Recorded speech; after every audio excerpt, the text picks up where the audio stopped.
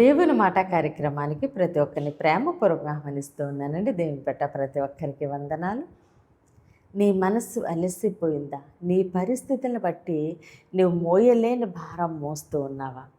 అయితే నువ్వు దేవుని సన్నిధిలో ఆయన పాదాలు పట్టుకుని ఉంటుండగా అలసిన నీ మనసుని దేవుడు నిరాకరించరు. మనుషులు మన పరిస్థితిని బట్టి మనల్ని నిరాకరిస్తారు, కానీ దేవుడు ఎన్నడూ నిరాకరించరండి.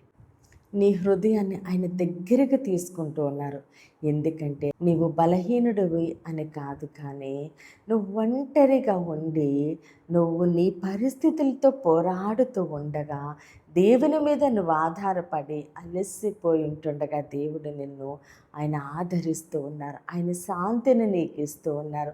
ఆయన సమాధానము నీకు ఇస్తూ ఉన్నారు.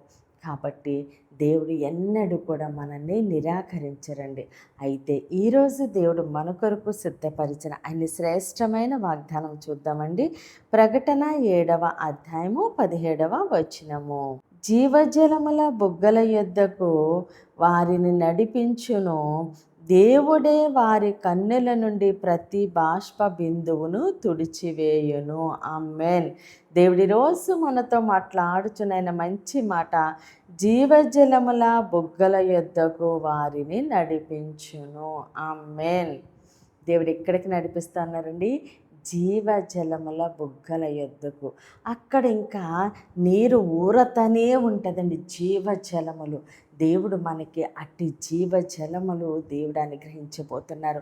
ఈరోజు నువ్వు అలసిపోయి, నీ హృదయం ఎండిపోయి, నీ పరిస్థితి ఎండిపోయి, నీ ఆర్థిక పరిస్థితి ఎండిపోయి, నీ ఆరోగ్య పరిస్థితి ఎండిపోయి, ఎటూ తోచని పరిస్థితిలో నువ్వు ఉన్నావేమో, కన్నీరు విడుస్తూ ఉన్నావేమో. అయితే దేవుడు నీ ప్రతి బాధ నుంచి, ప్రతి కన్నీటి నుంచి, ప్రతి నింద నుంచి ఆయన నీకు విడుదలిస్తున్నారు. దేవుడే వారి కన్నుల నుండి ప్రతి బాష్ప బిందువును తుడిచివేయును.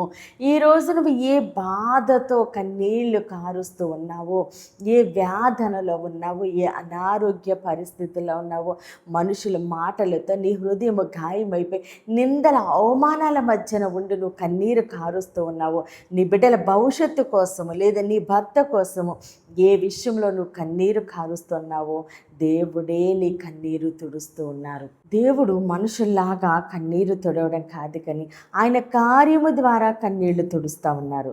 కాబట్టి దేవుడు జీవజలముల యోట యొద్దకు ఆయన నడిపిస్తున్న దేవుడు. నీ పరిస్థితి ఏది ఎండిపోయినట్లుందో ఈరోజు నువ్వు ఆయన పాదాలు పట్టుకుని అలసిన నీ హృదయాన్ని, విరిగిపోయిన నీ హృదయాన్ని, విరిగి నలిగిన నీ హృదయాన్ని నువ్వు దేవునికి అప్పగిస్తూ ఉండగా దేవుడు జీవజలముల యోట యొద్దకు నడిపిస్తున్నారు. ఎండిన నీ పరిస్థితిని దేవుడు నీటి బుగ్గగా మారుస్తూ ఉన్నారు.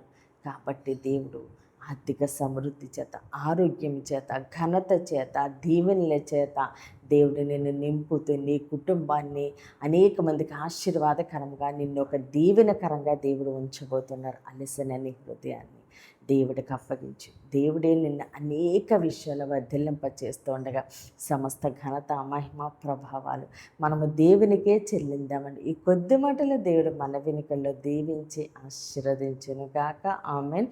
ప్రేయర్ చేసుకుందామండి. అందరూ కన్నులు మూసుకొని ప్రేయర్లో ఏకీభవించండి. మహోన్నతుడ, మహాగణుడ, పరిశుద్ధుడా, నీకే స్తోత్రాలు, వందనాలు దేవా. తండ్రి, ఇచ్చిన వాగ్దానం మా జీవితాల్లో నూరింతలుగా ఫలించునుగాక. దైవజనుల వారి కుటుంబాలు, సంఘాలు, పరిచర్యలు యేసు నామములోనే దీవించబడునుగాక. యెరూషలేముకి యేసు నామములోనే క్షేమము కలుగునుగాక. ఈరోజు పుట్టినరోజు, పెళ్లిరోజు జరుపుకున్న ప్రతి ఒక్కరికి సంవత్సరం ఒక ఆశీర్వాదకరముగా ఉండును గాక. దేవుని మాట పరిచర్యలో పాలుభాగస్తులైన ప్రతి ఒక్కరిని దేవుడు బహుగా దీవించి ఆశీర్వదించును గాక. యవ్వన బిడ్డలకి వేస్తున్నాంలో మంచి భవిష్యత్తు కలుగును గాక. మూయబడిన ప్రతి గర్భం వేస్తున్న నామంలోనే తెరవబడును గాక. వివాహాలు కావాల్సిన బిడ్డలకి వేస్తున్నాంలో ఘనమైన వివాహములు జరుగును గాక. అయ్యా, ప్రతి ఒక్కరిని నీ చేతులకు అప్పగిస్తూ ఈ చిన్న ప్రార్థన పాదసన్ని చేర్చుకోమని యేసుక్రీస్తు పరిశుద్ధ నామమున బ్రతిమాలి వేడుకుంటున్నాం మా తండ్రి. Amen, amen, amen. దేవుడు మిమ్మల్ని, మీ కుటుంబాన్ని దీవించి ఆశీర్వదించునుగాక. ఆమెన్.